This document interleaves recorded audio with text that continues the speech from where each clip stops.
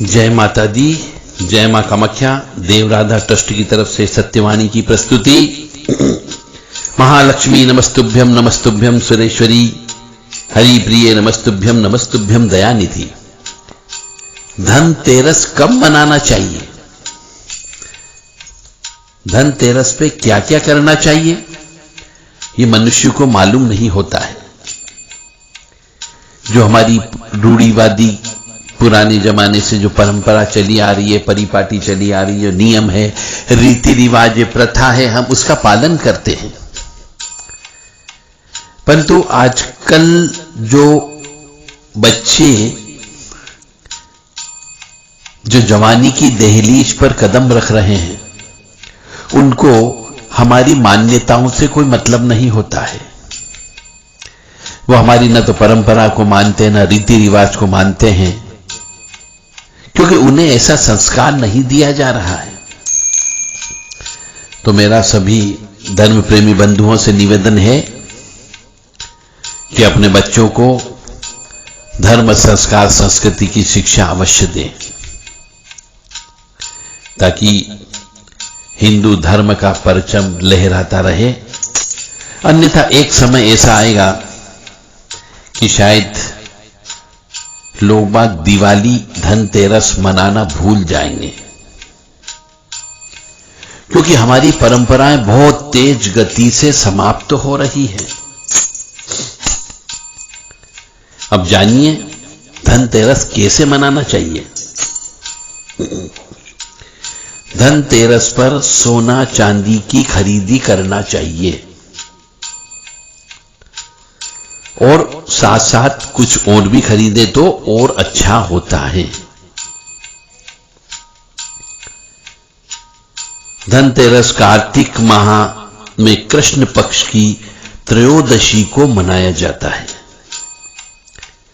धनतेरस को धन त्रयोदशी व धन्वंतरी के नाम से भी जाना जाता है। मान्यता है कि इस दिन आयुर्वेदिक चिकित्सा पद्धति के जनक धन्वंतरी देव समुद्र मंथन से अमृत कलश लेकर के प्रकट हुए थे। इसलिए धनतेरस को धन्वंतरी जयंती भी कहा जाता है। धन्वंतरी देव जब समुद्र मंथन से प्रकट हुए थे, उस समय उनके हाथ में अमृत से भरा हुआ कलश था।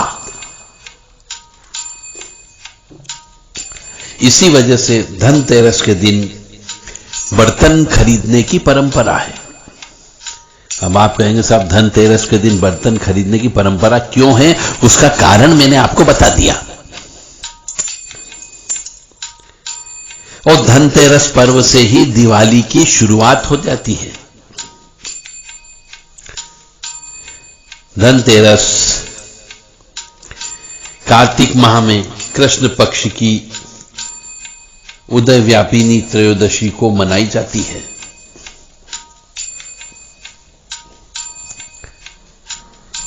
उदय व्यापिनी त्रयोदशी का अर्थ है कि त्रयोदशी तिथि सूर्य उदय के साथ शुरू होती है, तो धनतेरस मनाई जानी चाहिए।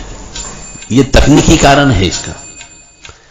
धनतेरस के दिन प्रदोष काल यानी सूर्यास्त के बाद के 3 मुहूर्त में यमराज को दीप दान भी किया जाता है। कहने का अर्थ यहां पर है कि धनतेरस के दिन बर्तन तो खरीदना ही चाहिए, वह भी पीतल के बर्तन खरीदें। साथ ही साथ में सूर्यास्त के बाद में 3 मुहूर्त के बाद यमराज को दीपक भी दिखाना चाहिए, यानी दीप देना चाहिए घर के बाहर।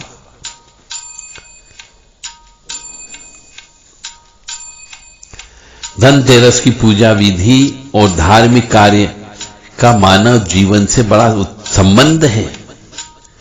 इसको मनाने से स्वास्थ्य अच्छा रहता है। धनतेरस पर धन्वंतरी देवता की 16 उपचार पूजा करना चाहिए। अब आप कहेंगे 16 उपचार का मतलब क्या? यानी 16 क्रियाएं होती है हमारे हिंदू धर्म में।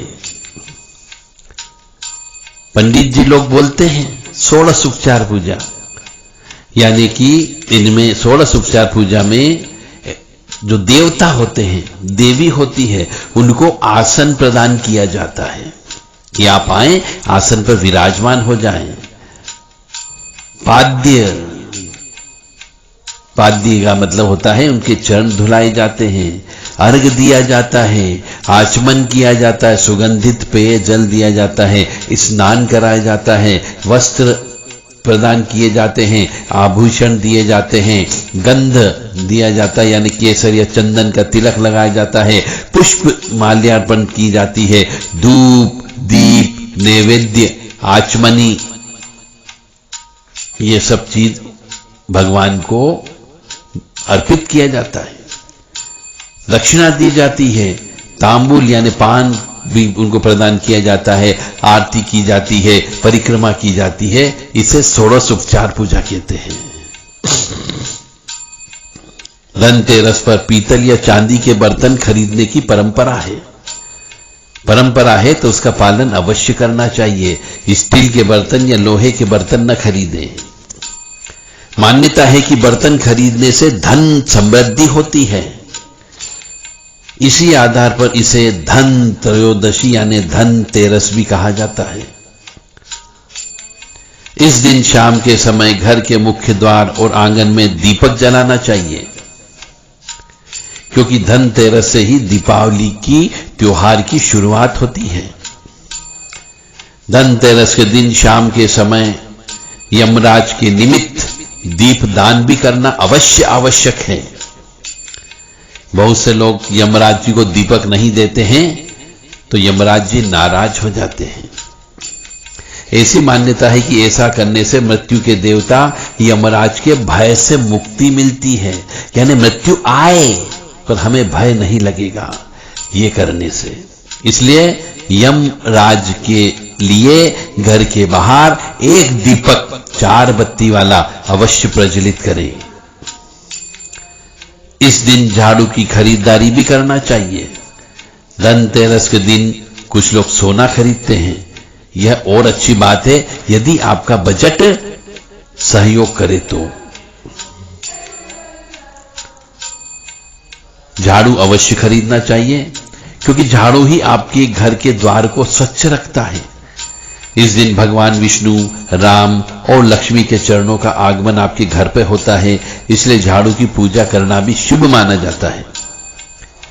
इस दिन पीने के पानी का बर्तन खरीदना चाहिए। यदि हो सके तो आप चांदी की ठोस लक्ष्मी की मूर्ति अवश्य खरीदें। आप सभी को प्रभु भक्ति मिले, धनतेरस की कृपा आपके ऊपर मिले, धन्वंतरी देव की कृपा आप पर मिले, यमराज जी की कृपा आप पर मिले, ऐसी कामना हम करते हैं।